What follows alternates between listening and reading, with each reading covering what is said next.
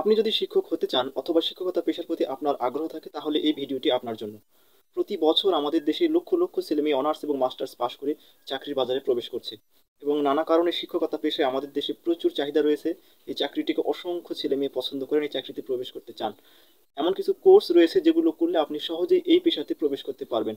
কেননা যে সকল সাবজেক্টে আপনারা অনার্স এবং মাস্টার্স শেষ করছেন, চাকরিতে যখন প্রবেশ করবেন শিক্ষকতায়, তখন ওই সাবজেক্টে ঠিক এত পরিমাণ পোস্ট অনেক সময় থাকে না। তখন কিন্তু আপনারা এত বেশি প্রতিযোগিতার মধ্যে পড়ে যান যে চাকরিটা নিশ্চিত করা অনেক কঠিন হয়ে যায়।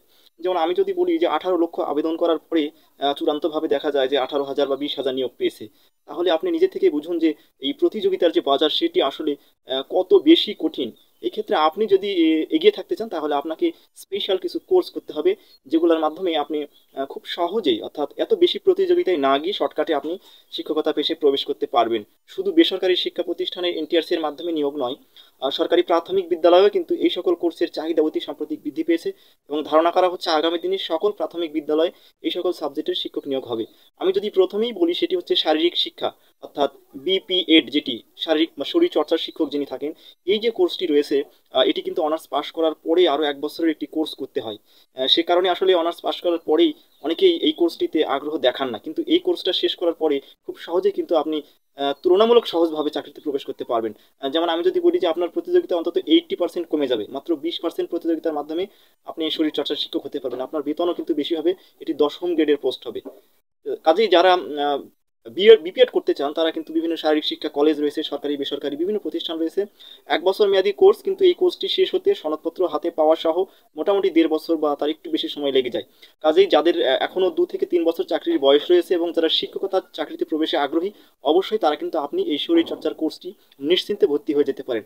আরেকটি কোর্স, সেটি হচ্ছে গ্রন্থাগার এবং তথ্য বিজ্ঞানের যে একটি শিক্ষক নেওয়া হয় স্কুল কলেজগুলোতে, আপনি কিন্তু এই ডিপ্লোমাটিও করতে পারেন।